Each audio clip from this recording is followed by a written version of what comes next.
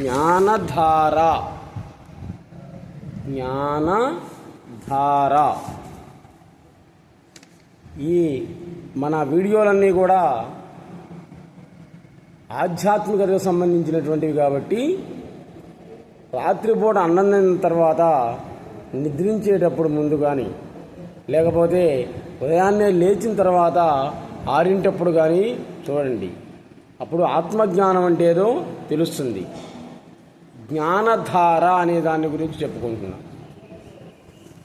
వెదికేవాడే దొరికేవాడవుతాడు అంటారు సద్గురు సుబ్రహ్మణ్యం గారు. సద్గురు సుబ్రహ్మణ్యం చరిత్ర ఎవరి కోసమో కానే కాదు, నా కోసం నేనే. I am that I am. వెదికేవాడే దొరికాడు. పరమానందయ్య గారి శిష్యులు ఒక 10 మంది నదిని దాటారు. దాటిన తర్వాత ఒకడు అందరూ వచ్చారా రాలేదా అనుకొని పాపం లెక్కేశాడు. ఇంకేముంది, 9 మంది లెక్క తీరారు. బోర్న ఆ నది ఒడ్డున కూర్చొని ఏడుస్తున్నారు అన్నమాట. ఒకడు పాపం నదిలో మునిగిపోయాడు, చచ్చిపోయాడు అని ఏడుస్తున్నారు. అందరూ ఆడటం మొదలుపెట్టారు. ఈలోపు అదే దారిన ఒక జ్ఞాని వెళుతూ ఉన్నాడు. ఏందయ్యా స్వాములు అందరూ ఏడుస్తూనే ఉన్నారు అని అడిగారు. ఇప్పుడు చెప్పారు, నది దాటాము, మాలో ఒకటి దానిలో మునిగిపోయాడు కాబట్టి అందుకని ఏడుస్తున్నాం అన్నారు. అప్పుడు చెప్పాడనమాట, మీరేమి ఏడవాల్సినటువంటి అవసరం లే, మీలో ఎవ్వడూ కూడా మునగలే, అందరూ వచ్చారు, బయటికే వచ్చాడు. ఆ లెక్క పెట్టేవాడు ఎవడంటే నీవే, ఆ 10వ వాడివి నీవే అని చెప్పాడు. అంటే 9 మందిని కూడా లెక్కించాడు, తనను తాను మర్చిపోయాడనమాట. అని దారిన పోయేటువంటి వాడు వాళ్ళకి జ్ఞానాన్ని తెలియజేశాడు. కాబట్టి మరిచిపోయినప్పుడు గుర్తుకు తెచ్చేటువంటి వాడే గురువు అని నిర్వచనాన్ని ఇచ్చారు సద్గురు సుబ్రహ్మణ్యం గారు. గుర్తుకు తెచ్చేటువంటి వాడే గురువు. జీవుడు స్వతహాగా ముక్తస్వరూపుడు. పోగొట్టుకున్నది కానీ పొందవలసింది కానీ ఏమీ లేదక్కడ. తానే దేవుడు అనేటువంటి సంగతి మర్చిపోయి అమాయక బాలుడిలాగా లెక్కేస్తూ ఉన్నాడు, సాధన చేసుకుంటూ ఉన్నాడు.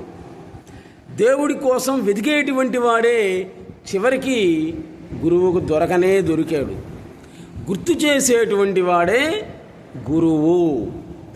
అద్దాల మేడలోకి ఒక కుక్క వెళ్ళిందట. అద్దాల మేడలోకి అన్ని అద్దాలన్నీ ఉన్నాయి వరుసగా. ఆ అద్దాలలో పోయింది ఒక్క కుక్కే, కానీ అద్దాలలో ఉన్నటువంటి దాని ప్రతిబింబాలు ఒక్కో అద్దంలో ఒక్కో రకంగా కనిపించాయి.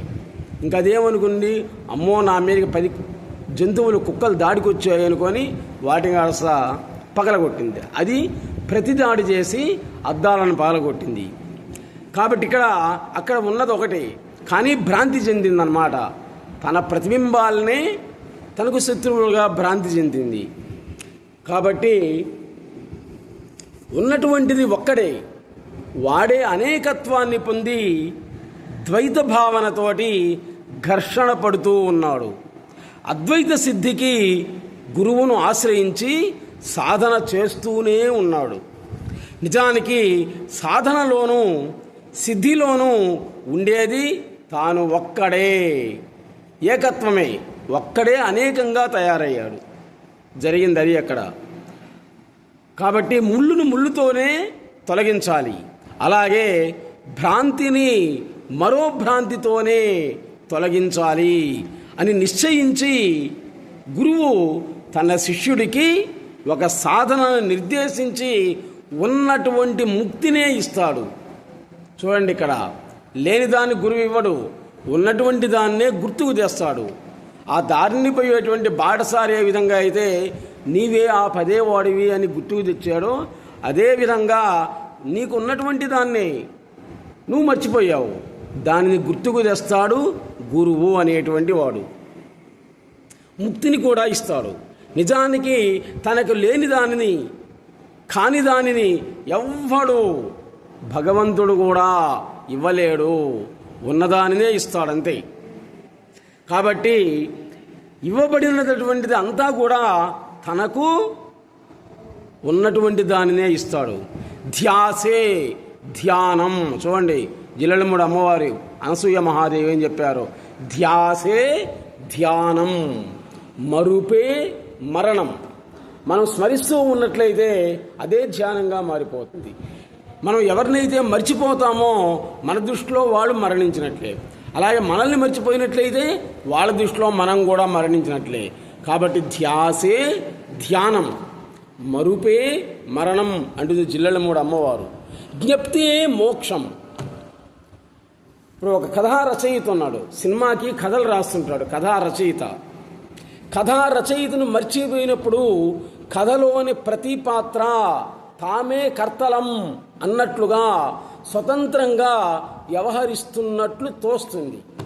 కథ రాసేవాడు వేరు, ఆ పాత్రలు నటించేటువంటి పాత్రధారులు వేరు.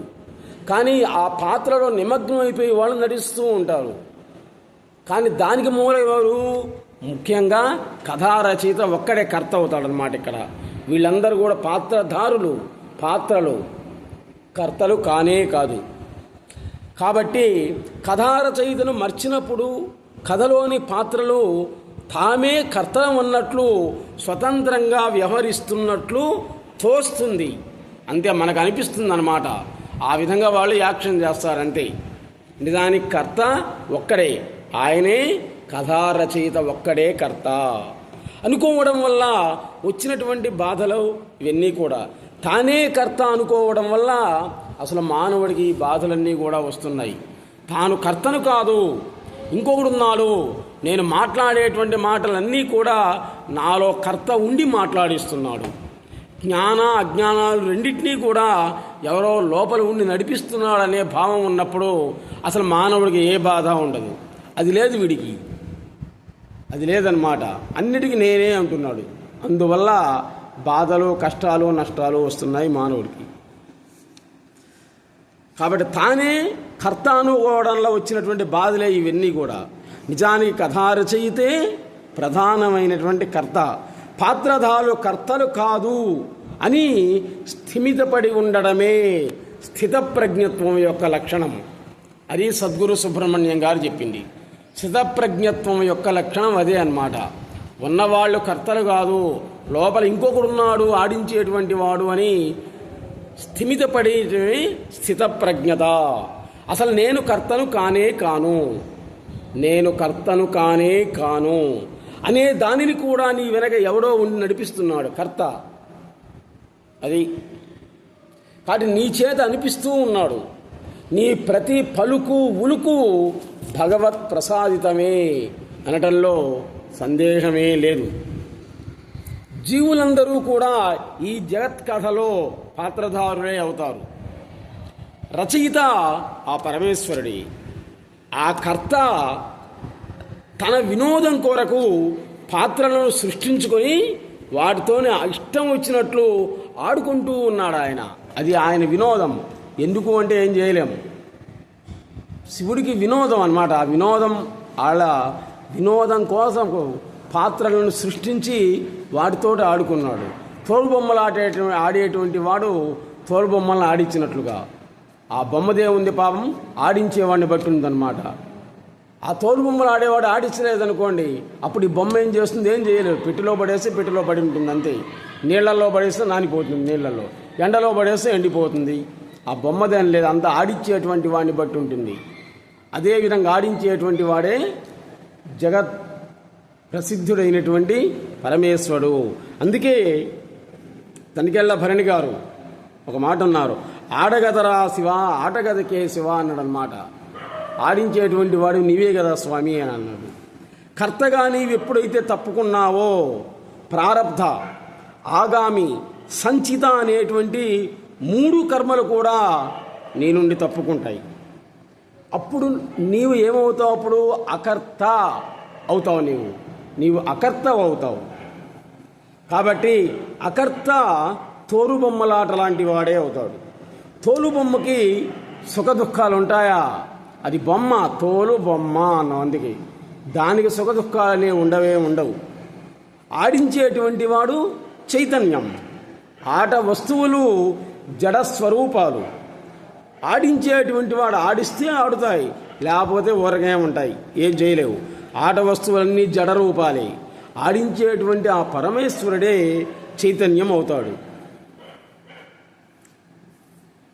జ్ఞాన అజ్ఞానాలు రెండూ కూడా దైవ ప్రసాదితమే అనటంలో ఎటువంటి సందేహం లేదు. బంధము మోక్షము ఒకే క్రీడ అనేటువంటి అవుతాయి. ప్లీజ్ సబ్స్క్రైబ్ అవర్ ఛానల్ కొల్లాపంతో రామ్మూర్తి వరల్డ్ టీచర్. ఈ వీడియోలన్నీ కూడా రాత్రి అన్నం తిన్న తర్వాత పడుకునేటప్పుడు కానీ, ఉదయాన్నే నిద్ర లేచిన 6 కానీ చూసి జ్ఞాన ప్రసూనాలను ధరించి మన అజ్ఞాన అంధకారాన్ని పోగొట్టుకుందాం. Please subscribe our channel. నమస్తే.